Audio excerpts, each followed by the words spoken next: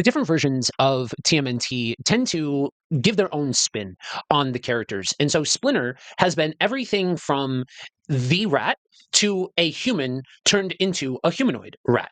He's been a mystical figure as well as an overprotective father.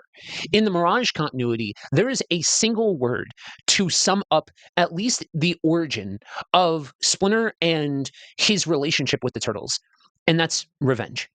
Splinter first appears in the first issue of TMNT in 1984, and in the Mirage continuity, Splinter is not originally Hamato Yoshi himself. He's Yoshi's pet rat. He lives in Japan with Hamato Yoshi and Tang Shen. While Yoshi trains in ninjutsu, Splinter's watching from inside of his cage, and the comic shows that he imitates Yoshi's movements. That imitation is the foundation of everything that follows. See, there's a love triangle of sorts between Hamato Yoshi, Tang Shen, and Oroku Nagi. And Oroku Nagi, another member of the Foot Clan, attempts to force Tang Shen's affection. Yoshi, out of rage, kills him. This dishonors Yoshi within the Foot Clan. So Yoshi and Tang Shen flee to New York. Oroku Saki, Nagi's brother, later tracks them down and murders Tang Shen and Hamato Yoshi. During the struggle, Splinter's cage is damaged, and Splinter escapes into the streets. That's the last time that Splinter sees his master alive. While living in the sewers, Splinter witnesses an accident involving 4 baby turtles and a canister of ooze falling from a truck that's labeled T.C.R.I. That is the famous introduction that we see that is meant to be a continuation on the very same incident that gave us Daredevil. See, the ooze spills and the turtles are exposed to it. Splinter rescues them and brings them back to where he's dwelling at that point. The next day, he and the turtles begin mutating. The turtles grow rapidly, and Splinter grows in size and intelligence. When the turtles begin speaking, Splinter makes a decision. He teaches them ninjutsu. He trains them for years. He names them after Renaissance artists after finding a book in a storm drain.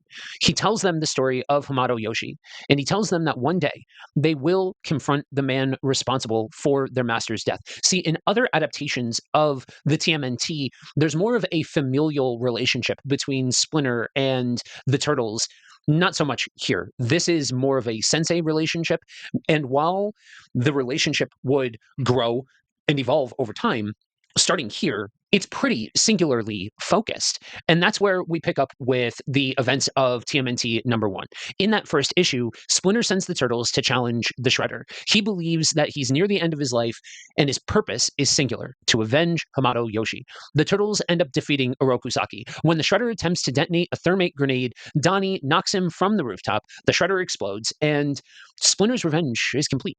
But the Foot Clan survives, and that changes everything.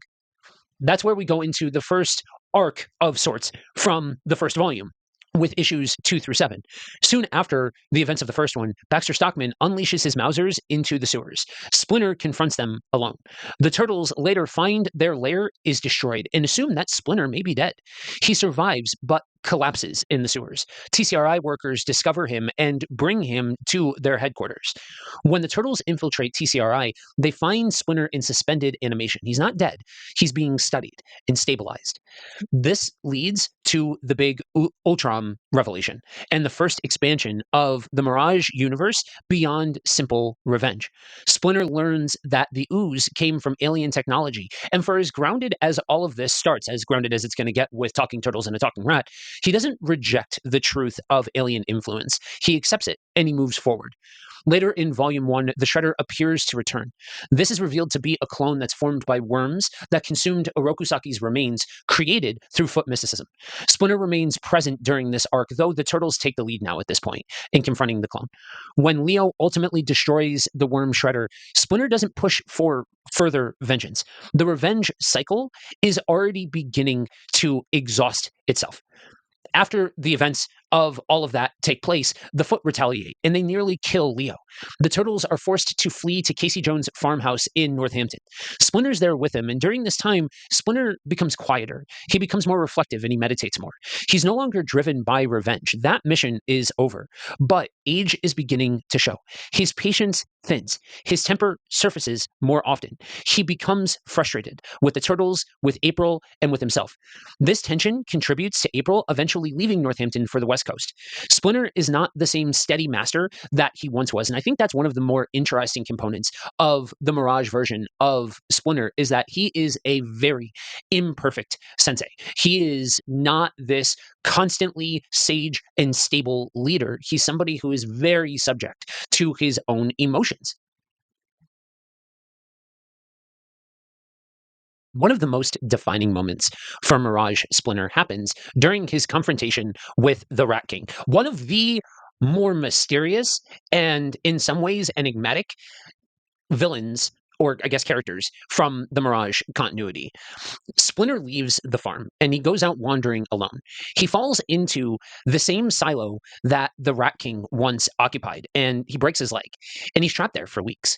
And he begins to hallucinate, maybe, conversations with the Rat King.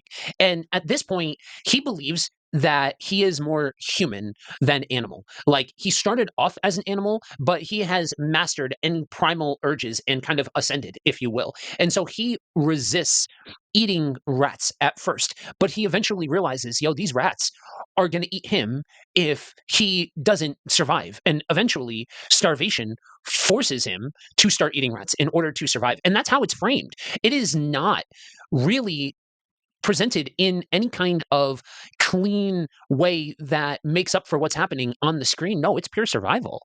And when Splinter finally climbs out, the Rat King's body is found dead in the silo. And see, here's the thing, the comic never fully confirms whether the Rat King was physically present during Splinter's captivity or whether the conversations were hallucinations or visions. But what is clear is this, that Splinter's sense of superiority over his animal nature is broken. He survives by accepting exactly what he is. Now, the further that we get into Splinter's story, the more evident a core truth about the Mirage continuity is going to become. And that's that this plane, the plane of the Mirage continuity, was built in the air. The reality is the guys made the turtles and didn't necessarily think that it was going to blow up in the way that it did. And with early Turtle Mania becoming what it was, there was a lot of different voices. There were a lot of different hands in the overall story of Mirage. And that's before you start to get into Volume 3 and then Volume 4 that never fully finished. And so with that, we jump back in later. Donnie has a vision of visiting Chihaya in the distant future. In that vision, he's there to bury Splinter. Likewise, Splinter himself dreams that one day, one of the turtles will be the one to kill him.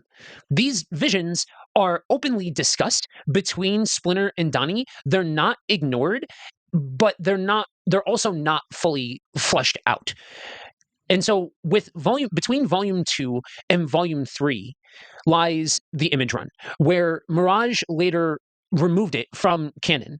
In the Image continuity, Splinter mutates into a bat, but because it's not canonical, we're going to stick to the Mirage run.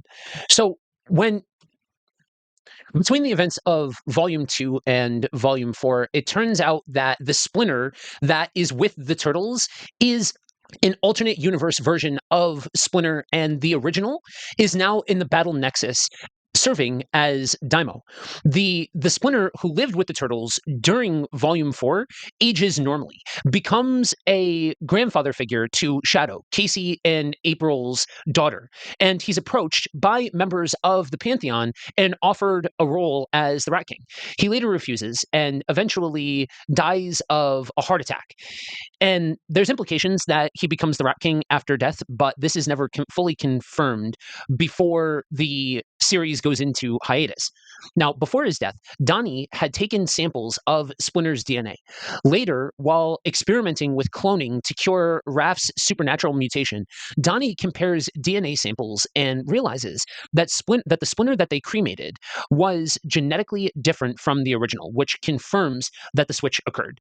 Now, this never gets fully resolved because eventually Volume 4 would go on indefinite hiatus and Peter Laird has since passed away. But Leo was about to engage with the original Splinter, see the original Splinter in the Battle Nexus as he's serving as Daimo.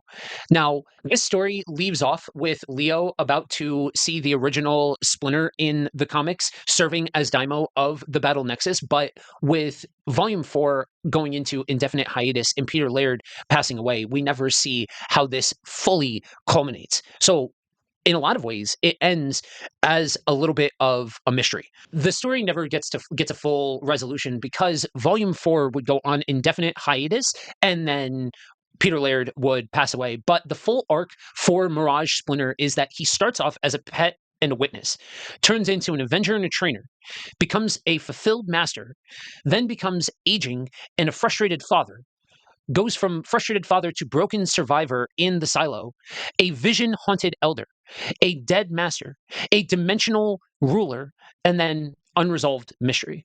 He begins as a rat that's imitating movements in a cage and ends as a figure whose identity fractures across universes. And Mirage never gives us a clean conclusion because that's not what Mirage tends to do.